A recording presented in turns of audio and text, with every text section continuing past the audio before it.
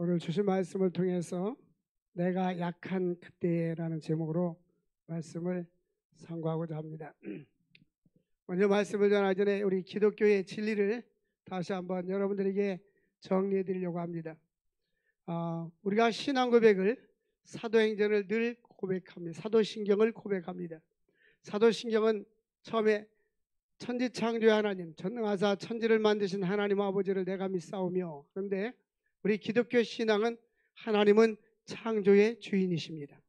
우주 만물이 하나님께로부터 지음받았습니다.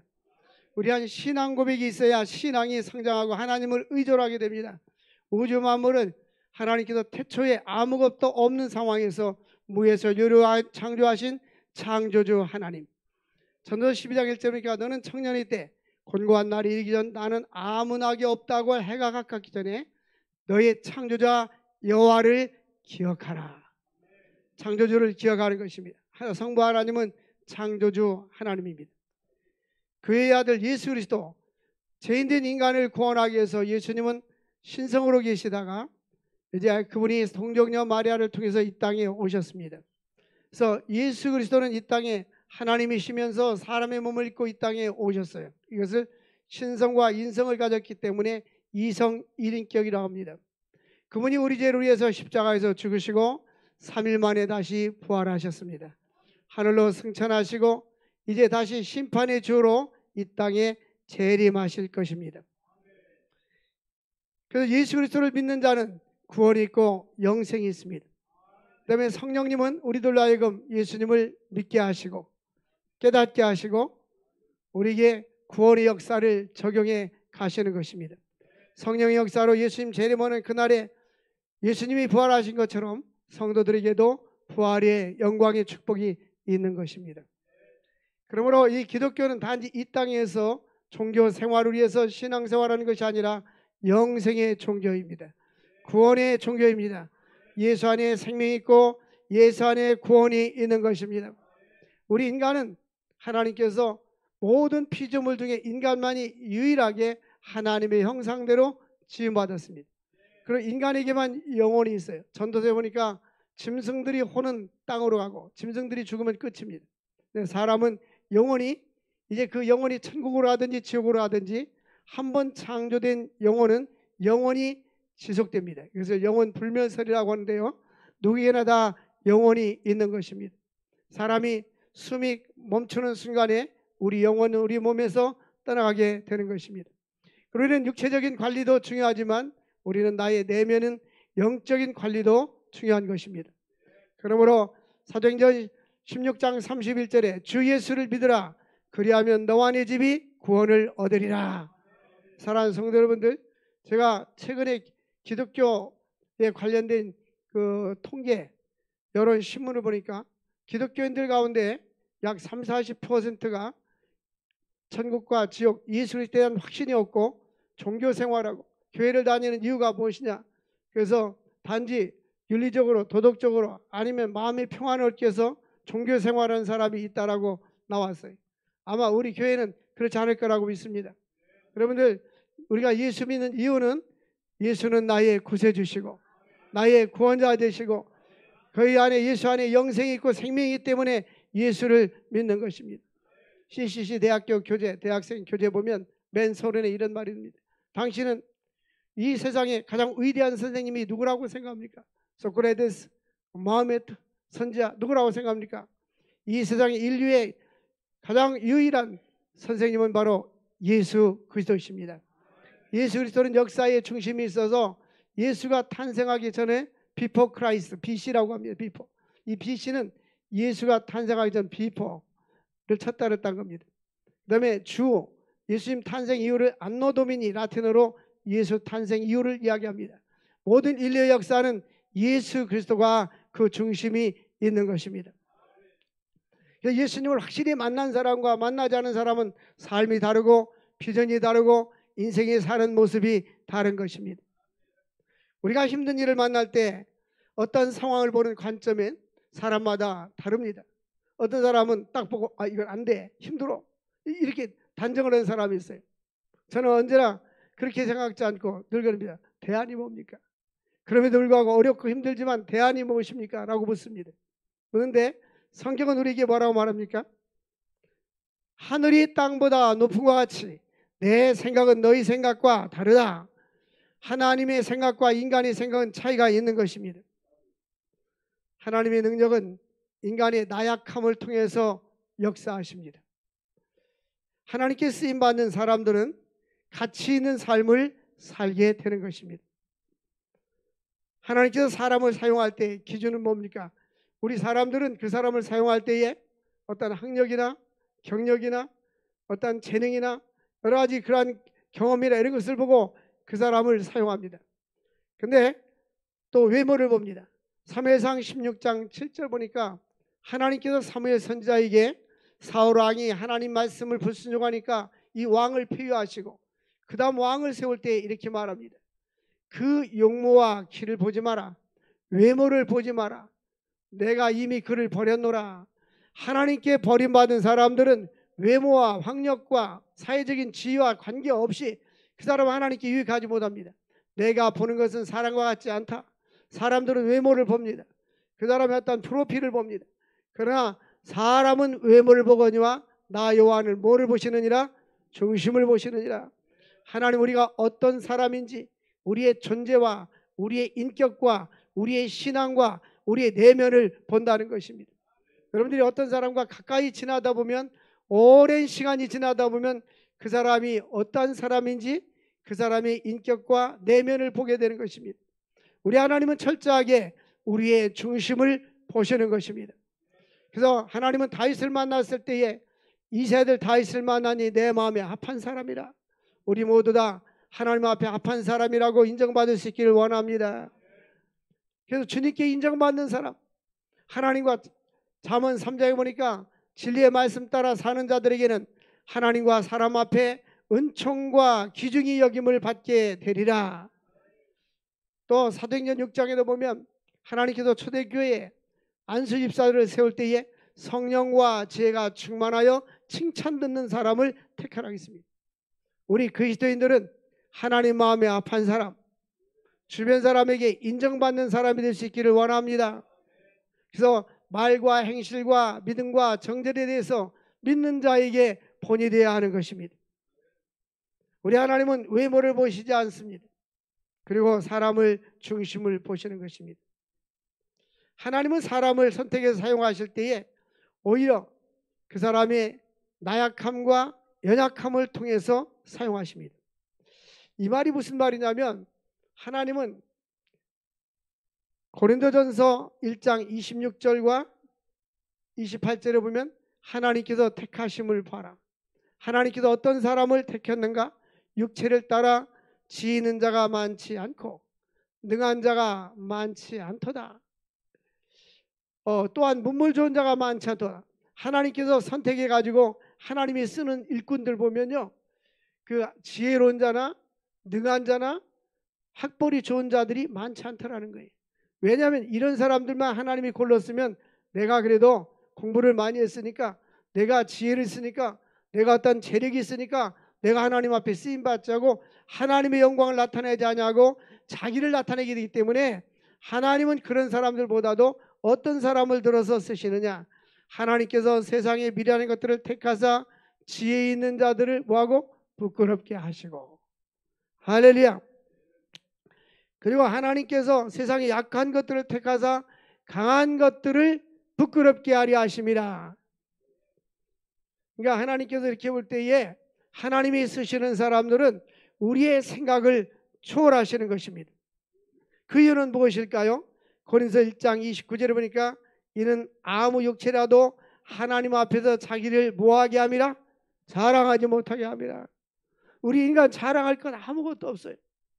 저는 최근에 한두 달 사이에 우리 주변에 있는 후배 목사님, 또 나하고 아주 가까운 친구 목사님 다 한 사람은 암으로, 한 사람은 갑작스레 산책하다가 쓰러져서 갔어요. 그런 거 볼 때에 우리 인간의 생명이 잠언 27장 보면 너는 내일 일을 자랑하지 마라. 하루 동안에 무슨 일이 일어나는지 너희가 알 수 없음이니라. 야고보서 4장 보니까 너희 인생이 무엇이냐? 잠깐 보이다 없어지는 안개니라. 우리 인간이 아무리 자랑할 것이 있는 것 같아도 코에 호흡이 끊어가 버리면 아무 소용이 없는 존재가 되어버립니다. 이제 한 줌의 흙이 되어버리는 것이에요. 우리는 하나님 앞에 자랑할 것이 없습니다. 언제나 우리는 바울 사도처럼 고린도서 15장 10절에 나의 나 된 것은 하나님의 은혜로 된 것입니다. 이 자리에 있는 것이 하나님의 은혜로 된 것입니다. 그렇다고 하나님은 그저 무능하고 재능 없는 사람들만 고려서 쓰느냐? 그것은 아닙니다. 주로 하나님께서 왜 약한 자를 쓰시느냐 하면 약한 자들이 겸손하기 때문에. 뭔가 가지고 있으면 교만합니다. 하나님은 가지고 있으면서 겸손한 하나님 똑같이 쓰십니다. 여러분 많이 가지고 많이 겸손할 수 있기 바랍니다. 같은 가격이 더 좋잖아요. 근데 하나님께서는 우리를 사용하실 때에 재능 있는 사람이나 총명 있는 사람을 사용하지 않고 하나님 앞에 겸손하게 자기를 낮추는 사람을 하나님께서 사용하여 주시는 것입니다. 하나님 앞에서 낮추라. 때가 되면 너희를 높인다 하겠습니다. 그러므로 자신의 지혜와 능력을 포기하고 전적으로 하나님을 의존하는 겸손한 사람이 될 수 있기를 바랍니다. 그럼 겸손이란 무엇인가? 성경적인 겸손은 하나님의 도우심이 없이는 나는 살 수 없습니다 하고 철저하게 하나님을 의지하는 사람입니다. 뿐만 아니라 인간관계에서는 다른 사람을 자기보다 더 낮게 여기고 다른 사람을 존중할 줄 알아야 하는 겁니다. 그래서 따라서 합시다. 존중. 우리는 그 아이가 어린아이라 할지라도 어린아이도 존중해야 됩니다. 우리는 서로가 존중하고 하나님 앞에서 우리는 겸손한 모습을 보여줘야 하는 것입니다. 성경 말씀에 보니까 겸손을 계속 강조하고 있어요.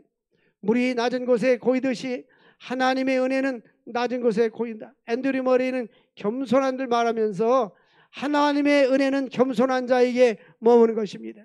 우리는 기도할 때에 나 자신 우리 자신의 교만함과 이기적인 것과 욕심과 분노와 혈기 부리는 것을 없애주고 늘 겸손하고 온유하게 해달라고 기도할 수 있기를 원합니다.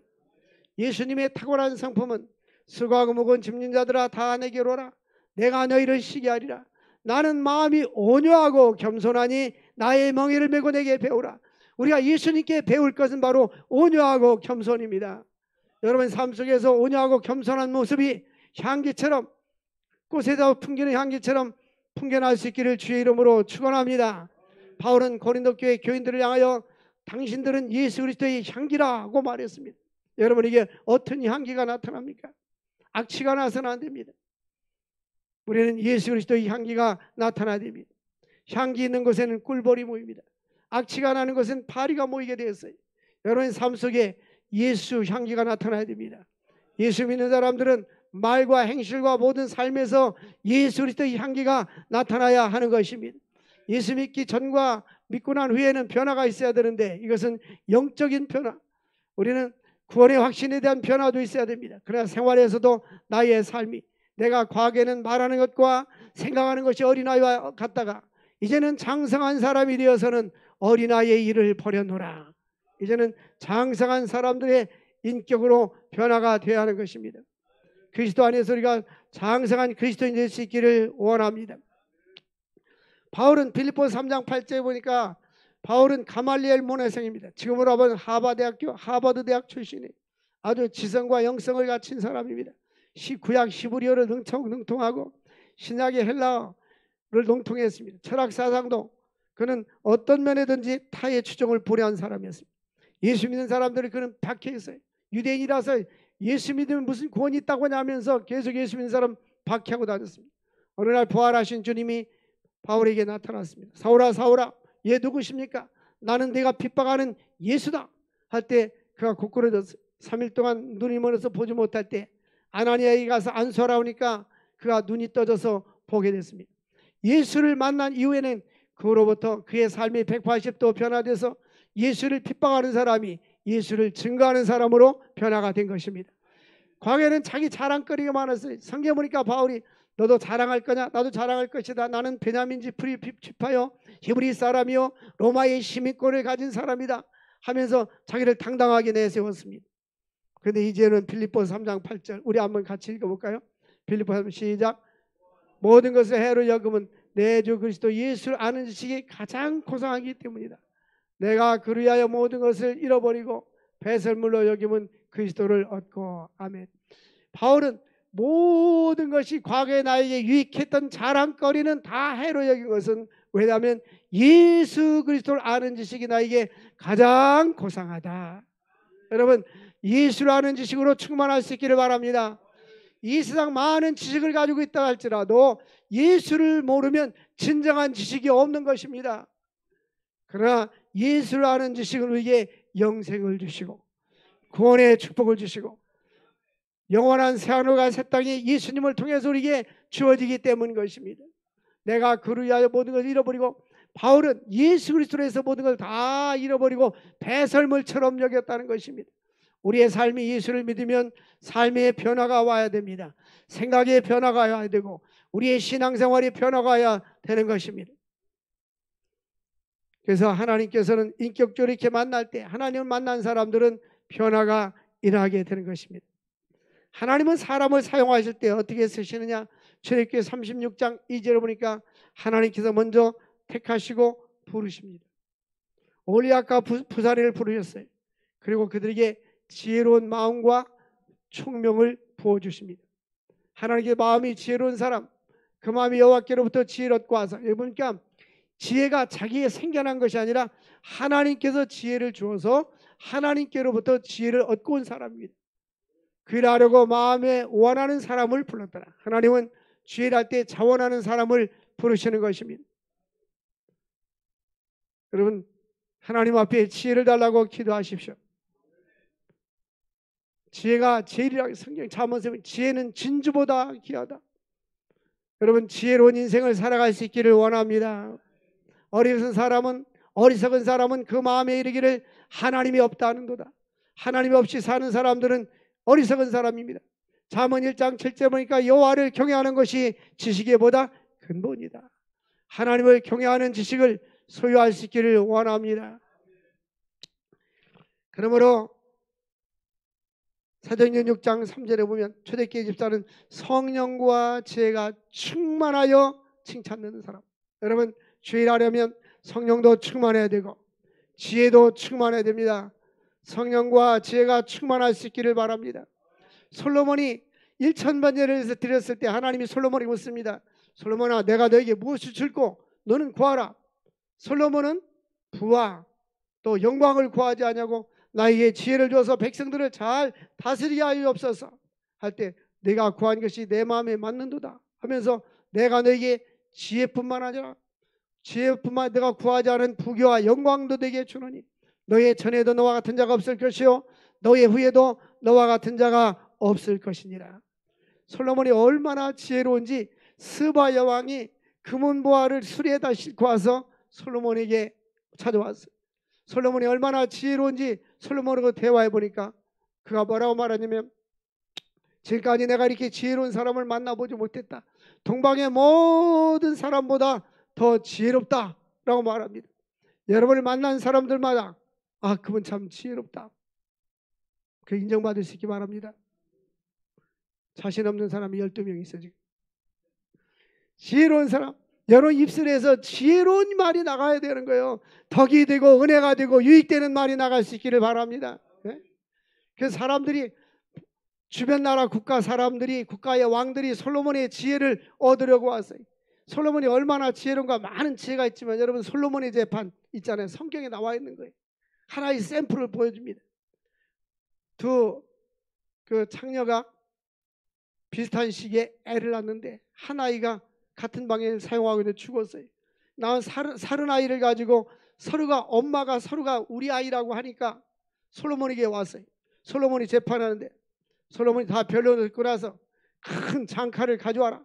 그래서 배를 위에서부터 딱 정중앙을 다 잘라가지고 반씩 나눠가잖아. 그러니까 한쪽 여인은 아닙니다. 이 아이는 저 여인의 것입니다. 아닙니다. 자르지 마십시오. 됐습니다. 아니, 맞습니다. 정확하게 자르십시오. 우리가 봐도 참 지혜로운 재판 아닙니까? 이 아이는 바로 이 여인의 것이다. 우리에게, 우리의 삶 속에 지혜가 필요합니다. 여호와를 경외하는 자. 이사야서 11장 보니까 여호와 하나님 성령은 지혜의 영, 모략의 영, 우리에게 지혜를 주시고 총명을 주시고 모략을 주시고 여호와를 경외하는 영이라고 말했습니다. 여호와를 경외하면 지혜로워요. 지혜로운 삶을 살 수가 있는 것입니다. 그래서 기도 많이 하는 사람들은 기도를 적게 하는 사람보다 훨씬 지혜롭습니다. 여러분, 하늘의 지혜를 얻어서 살아갈 수 있기를 원합니다.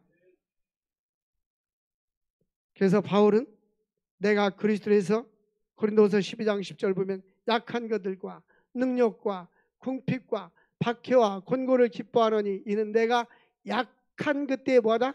강하다. 내가 육체적으로 나약해졌을 때, 병들었을 때 하나님을 더 의존하기 때문에 영적으로 강해진다, 이 말씀입니다. 어느 날 바울이 병이 걸렸는데 하나님 나 병 좀 고쳐주세요. 사탄이 가시 좀 고쳐주세요.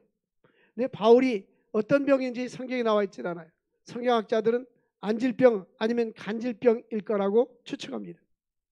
근데 내가 이 병이 떠나가기 위해서 3번 주님께 간구하였는데, 하나님 고쳐달라고 3번 기도했는데 하나님은 고쳐주시지 않고 뭐라고 말씀했어요? 9절 보니까 내 은혜가 네게 뭐하다? 족하다. 이는 내 능력이 약한 데서 온전해짐이라. 왜 그랬을까요? 바울이 능력이 있어서 그림자만 지나가도 질병이 낫고 안수하면 질병이 나가고 귀신이 떠나가고 이런 역사가 일어났어요. 바울이 이제 교만해서 나는 이렇게 능력의 종이다. 옛날 1960년대 70년대 보면 부흥회할 때 보면 능력의 종 현수막 붙였을 때에 귀신이 떠나가고 안진배가 일어나고 기모거리가 듣고 눈먼 자가 보고 막 이렇게 과장법을 써가지고 붙였어요. 근데 사도 바울도 그럴 거 아니에요. 그러니까 하나님께서 봐라, 너는 네 병도 못 고치지 않냐. 저 사람들이 질병이 떠나가고 병이 떠나가고 귀신이 떠나가는 건 내 힘이 아니고 내 능력이 아니라 하나님의 은혜요 능력이다. 이걸 가르쳐주기 위해서 하나님께서 그에게 가시체를 준 것입니다. 여러분, 우리의 삶 속에 내가 육체적인 질병이나 아니면 경제적인 어려움이나 나의 삶에 어떤 장애물이나 역경이 있습니까? 이것이 바울 사도처럼 나에게 가시체로 준지도 몰라요. 내가 그런 일이 없으면 교만해져 가지고 하나님을 떠나고 또 내 인간 중심으로 살아갈 수 있으니까 어떤 사람은 기도할 때 이렇게 기도합니다. 하나님, 나에게 많은 물질을 주십시오. 많은 재물을 주면 선교도 하고 구제도 하고 그러겠습니다. 네, 하나님은 다 아셔. 하나님, 너는 그렇게 하면 기사, 차대, 백화점 가. 그러면서 주일날 교회도 안 올 거 다 알고 안 준단 말이야.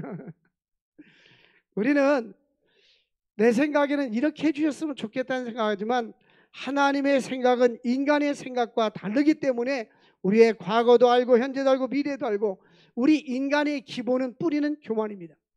구약시대 때 아담과 하와가 사탄으로부터 선악과를 따먹으면 하나님과 같이 될 것이라는 교만한 마음이 들었어요. 우리 인간은 누구나 다 이 교만의 근성이 있는 것입니다. 불쑥불쑥 일어나고 또 자아가 살아 움직이는 것입니다. 근데 성령께서 성령 충만할 때 내 자아가 죽어지고 교만이 죽어지고 예수의 은혜로 충만해지는 것입니다. 우리는 육신의 사람과 영의 사람이 늘 이렇게 싸웁니다. 그래서 영이 강해지면 육이 죽어지고 영이 약해지면 육이 강해지는 것입니다. 그래서 바울은 내가 약할 그때에 강함이라. 약할 때 강함 주시는 것입니다. 우리 모두에게 약할 때 강함 주십니다. 10절 말씀 보면 10절 마지막 절에 보니까 이는 내가 약한 그때에 강함이라. 약할 때 강함을 체험해 봤습니까? 저도 약할 때 강함을 체험해 봤습니다. 제가 신학대학 들어가서 1학년 때 홍역을 했어요. 겨울방학이 됐는데 이 기침이 나고 그런데 이 약국에 갔더니 그분이 나보고 홍역이라고 그러더라고요. 근데 홍역을 앓게 됐는데 이 머리도 다 빠지고 나이 먹어서 홍역을 하니까 이 열꽃이 나는데 못 올라오니까 피부가 막 벗는 거예요. 막 진물이 나는 거예요. 머리도 그렇고. 한 3개월 동안 죽는 줄 알았어요. 밖에도 못 나가고. 우리 큰형수가 토끼가 좋다고 토끼를 이렇게 많이 잡아줬어요. 시골에서. 그래서 지금 건강한 것 같아요. 토끼를 많이 먹어서. 근데 그때 한 3일 동안은 이 목에 물도 안 넘어가는 거예요. 난 여기서 죽었구나. 내 생명이 여기서 끝났구나. 그때 제가 그 신학대학을 다니면서도 이게 내가 이 정치외교과를 가서 내가 정치를 할까 이런 생각을 많이 했어요. 그리고 딴 공부를 같이 했어요. 하나님 앞에 얘기해 하나님, 주님이 나를 부르셨는데 한 번만 나의 목숨만 살려주면 뒤돌아서지 않겠습니다. 그러나서 보니까 병이 나았어요. 한 번도 내가 다른 생각 해본 적이 없고 밖에 나가서 돈 벌어본 적이 없어. 주의 이러는 것이 감사해요. 그때 내가 몸이 약해지니까요, 하나님만 의지하게 되더라고. 하나님만. 우리 선배 전도사님 와가지고 그때 신학생인데 와가지고 성전사 죽지 않을 거야. 근데 그 말이 믿어지더라고요. 얼마나 위로가 되는지. 아픈 사람한테 찾아가서 죽지 않을 거야 해주세요. 그렇게 힘이 됩니다. 사람이 굉장히 약할 때 당신 죽을 병이래 그럼 얼마나 낙심되는지 몰라요. 하나님께서는 인간의 교만을 버리고 전심으로 주를 의지할 때 하나님은 사용해 주시는 것입니다. 우리 인간의 문제는 무엇입니까? 하나님을 향해서 너무나 자기가 강하고 자기중심적이라는 거예요. 제가 가끔 운전할 때 저는 양보를 잘합니다. 옆에 타 있는 사람이 너무 많이 양보하지 말라고 그러는데 저는 양보를 잘하는 편이에요. 우리나라 사람들은 참 양보를 잘하네. 근데 미국에 가보면, 전에는 미국을 자주 갔는데 미국은 양보를 차선 회로 변경 깜빡이를 틀면 잘 양보해 줍니다. 왜냐하면 우리는 어렸을 때부터 빨리빨리 문화에서 자라서 외국 가면요, 외국 가면 우리 한국 사람 얼굴 보면 한국 사람이라는 거 알고 먼저 빨리빨리 그 사람들이 빨리빨리. 캄보디아 가서 입국 비자를 받는데 빨리빨리 돈만 내라게 빨리빨리 돈 내고 도장 찍고 빨리빨리. 그래서 어렸을 때부터 빨리빨리 문화가 있어가지고 목이 빨리빨리 안 되면 막 스트레스 받고 힘드는 거예요. 그래서 속히 부하려 하는 자들은 빨리 부자 되려고 하면 멸망과 침륜에 빠지게 된다고 했어요. 그래서 우리는 여유를 가지고 살 수 있기를 원합니다. 그러니까 우시야 왕이 나오는데요, 역대하 26장 16절 보니까 그가 강성하여짐에 그가 범죄하였다. 어떤 범죄를 했어요? 강성한 마음이 뭐합니까? 교만하고. 여러분, 사람이 잘 될 때 조심해야 돼요. 너희가 섰는 줄 아느냐, 넘어질까 조심하라 했는데 사람이 강해지면 교만해집니다. 자기도 모르게 갑자기 돈이 많이 생기면 교만해집니다. 이 우시야 왕은 왕이 되고 나라가 강성해지니까 마음이 교만해서 악을 행하여 그의 하나님 여호와께 범죄하는데, 무슨 범죄를 지었어요?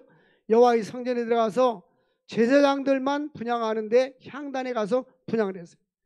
이 분향은 제사장들만 해야 됩니다. 근데 분향했어요. 그래서 그 결과가 어떻게 됐습니까? 이제 여호와의 성전에 들어가서 제사장 아사랴가 80명의 제사장을 데리고 가서 역대하 26장 18절 보니까 성전에서 나가소서. 당신은 왕인데 왕이 이런 일을 해서는 안 됩니다 하고 나가라고 했습니다. 우시야가 나가라고 했는데 나가라도 나가지 않고 뭐라고 말했습니까? 화가 나니 이마에 나병이 들었더라. 26장 19절 보니까 하나님께서 징계해가지고 이제 제사장들이 당신 나가세요 그러니까 나가지 않고 화를 내니까 우시야가 향로를 잡고 분향하여 하다가 화를 내니 그가 제사장에게서 화를 낼 때 여호와께서 이제 향단 곁에서 제사장들에게 그에게 할 때에 나병이 생겼어요. 몸에 이 문둥병이 생겼다 그 말입니다. 우시야 왕은 죽는 날까지 나병이 들어서 성전에 들어가지 못했습니다. 역대하 26장 21절 보니까 그는 별궁에 거하게 됐습니다. 여러분, 하나님은 교만한 자를 낮추시고 겸손한 자에게 은혜를 주시는 것입니다. 하나님은 교만한 자를 물리친다고 했습니다. 겸손한 자에게 은혜를 준다고 했어요. 우리는 늘 영적으로 내 내면이 늘 겸손한 자가 될 수 있기를 원합니다. 그래서 결국 별궁에 들어가서 삽니다. 오늘 우리는 주의 전에 나온 것을 감사해야 됩니다. 요한복음 6장 65절에 내 아버지께서 내게 오게 해주지 아니하면 내게 올 자가 없다고 했습니다. 하나님께서 우리를 여기 곁에 불러주셔서 온 것입니다. 하나님께서 건강 주셔서 온 것입니다. 여러분, 건강할 때 내가 예배당을 갈 수 있는데 안 가는 거하고 가고 싶은데 못 가는 거하고 다릅니다. 조금 전에 말한 대로 제가 홍역을 하면서 3개월 동안 예배당 못 가는 거 어찌 교회를 가고 싶은지. 근데 밖에 바람 쐬면 안 되니까 추운 겨울에 못 간 적이 있었어요. 사랑하는 성도 여러분, 건강할 때 하나님의 전에 더 나와서 찬양하고 기도하고 예배드릴 수 있기를 원합니다. 언젠간 우리가 이제 다리가 힘이 빠지고 육신이 연약해져서 더 이상 내가 의지를 가지고 교회로 오고 싶지만 못 올 때가 있다 이 말이에요. 우리 최강자 권사님 아시죠? 제 이 영상으로 이 설교를 늘 듣는다고 그래요. 그분이 동생네 가 계세요. 아마 지금도 듣고 계실 거예요. 동생네인데 휠체어를 타고 다니는데 새벽 기도는 이 동생이 이제 가까운데 이렇게 같이 가끔 간대요. 근데 주일날에는 동생은 동탄교회를 가니까 본인을 휠체어로 교회를 데리고 가줄 사람이 없어서 못 가고 주일날 우리 주 동행하는 교회 11시 영상 예배를 드리고 있대요. 목사님, 저 주 동행하는 교회 가고 싶어요. 목사님도 보고 싶고 성도들도 보고 싶어요. 일할 수 없는 밤이 속히 오리라. 이제 나이가 80이 넘어가면 우리에게도 그때가 온다 그 말이에요. 어떤 특별한 사람에게만 그때가 오는 것이 아니라 모든 사람에게 인간의 나약함이 온다 이 말입니다. 하나님께서 건강 주셨을 때에 힘써 죄를 할 수 있을 때에 힘써 죄를 할 수 있기를 원합니다. 그래서 하나님의 능하신 손 안에서 겸손하라. 베드로전서 5장 6절에 때가 되면 너희를 높여 주시리라. 네? 하나님의 능하신 손 안에서 겸손하라. 때가 되면 너희를 높여 주시리라. 이제 집에 갈 때마다 그럴 때마다 겸손하면서 외치고 마음속으로 겸손한 사람 될 수 있도록 기도할 수 있기를 원합니다. D.L. 무디는 세계적인 복음 전도자인데 공부를 제대로 많이 안 했습니다. 사람들이 찾아와서 당신이 설교는 문법적으로 안 맞습니다. 당신이 설교문도 문법적으로 많이 틀립니다. 그러니까 D.L. 무디가 물었어요. 당신은 정확한 문법으로 몇 사람을 전도했습니까? 대답 못하는 거예요. 그러면서 이렇게 말합니다. 그러면 당신이 이렇게 세계적인 복음 전도가 된 비결이 무엇입니까? 무디가 대답했어요. 하나님의 능력 외에는 설명할 수가 없습니다.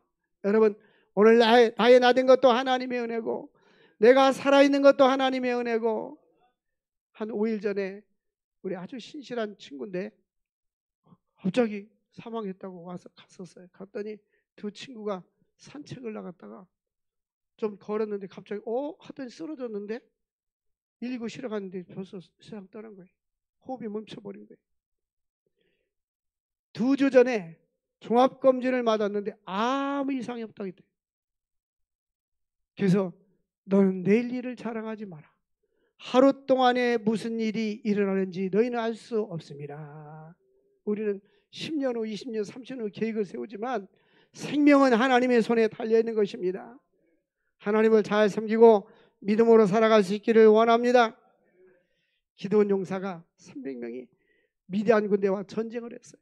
하나님께서 미디안 군대는 13만 5천 명이고 기드온 용사는 3만 2천 명이 있습니다. 3만 2천 명 가지고 전쟁에서 13만 5천을 이기기가 힘든데도 하나님께서 이렇게 말해요. 너무 많다. 좀 줄여라. 그래서 전쟁에 나가고 싶지 않은 사람들, 겁이 있는 사람들 다 집으로 돌아가라니까 다 집으로 돌아갔어요. 남은 자가 1,000명 남았습니다. 하나님이 또 많다. 시냇가로 끌고 와서 물을 먹여봐라. 그래서 고개를 물속에 이렇게 대고서 물을 마시는 자와 손으로 물을 떠서 개처럼 핥으면서 적군이 오는가 보는 지혜로운 자를 구분해라. 그러더니 개처럼 물을 핥은 사람이 300명이었습니다. 300명에 모두 다 집으로 돌려보내라. 그래서 적군이 13만 5천 명과 300명과 싸웁니다. 약 450대 1의 전쟁을 합니다. 그런데 이제 하나님이 또 무기를 탱크와 활과 창과 이런 걸 준비하라고 하지 않고 뭐라고 횃불과 또 항아리와 나팔을 준비하라 해서 이건 전쟁 무기가 아닙니다. 그런데 하나님은 그렇게 준비시켰습니다. 그리고 순종한 결과 횃불을 들고 항아리를 깨뜨리고 나팔을 불 때 적군이 다 도망가서 승리하게 된 줄로 믿습니다. 사사기 7장 2절 보니까 이스라엘이 나를 거스려 청하기를 내 손이 나를 구원하였다 할까 합니다. 이 말은 무슨 말이냐면 이들이 힘이 강해서 전쟁에서 이기면 자기 힘으로 이겼다 할까 합니다. 하나님께서는 단지 300명 적은 수를 가지고 하나님의 능력으로 승리했다 하는 것입니다. 하나님께서 자랑하기를 내 손이 나를 구원하였다 할까 합니다. 성도 여러분, 그러니까 우리가 승리하면 내 힘으로 했다. 신명기 8장에 보니까 너희가 부하게 될 때에 내가 내 힘으로 이 물질을 벌었다 할까 두렵다. 하나님께서 너에게 재물 얻을 능력을 주었습니다. 여러분, 모든 것이 다 하나님의 은혜입니다. 오늘 우리가 살아있는 것도 하나님의 은혜고, 사우스 코리아에도 사는 것도 하나님의 은혜고, 할렐루야. 나는 코리아 하면 우리 남한만 얘기하는 줄 알았어요. 필리핀 단교성에 가는데 뭐 앱에다가 뭘 넣으라고 해서 기도하다 보니까 코리아 찍었더니 노스 코리아와 사우스 코리아 나왔어요. 사우스로 찍었는데, 오래전에 비행기 타고 어디 가는데 그 비행기 안에서 나보고 내가 코리아니까 노스 코리아냐 사우스가 물어서 사우스 코리아다. 노스 코리아는 이렇게 비행기 타고 여행하는 사람은 거의 없다. 무조건 사우스 코리아인 줄 알면 된다 그랬어요. 우리가 노스 코리아에 태어났으면 예수도 못 믿고 성경책 읽으면 아우지탄광에 가거나 여러분 처형당합니다. 이렇게 나와서 예수 믿는 거 감사하시고, 할렐루야, 이 거룩한 주일날 나오시고, 또 때로는 이렇게 좋은 일 있으면 성도들이 떡하고, 오늘 또 나갈 때 떡 줄 겁니다. 많이 드시기를 바랍니다. 사우스 코리아 너무 좋습니다. 여러분, 하나님 잘 섬기다가 주님 나라 갈 수 있기를 주의 이름으로 축복합니다. 하나님 아버지 감사합니다. 약할 때 강함 주신 하나님, 우리가 너무 강하기 때문에 하나님 우리를 사용하지 않는지 한번 살펴보게 하옵소서. 내 중심적이고 나 자아 중심적이고 지금까지 내 중심으로 시간과 삶을 살아왔습니다. 이제는 하나님 중심으로 살게 하시고 언제나 하나님의 도우심으로 살아가는 자들 되게 하여 주시옵소서. 예수님의 이름으로 기도합나이다. 아멘. 310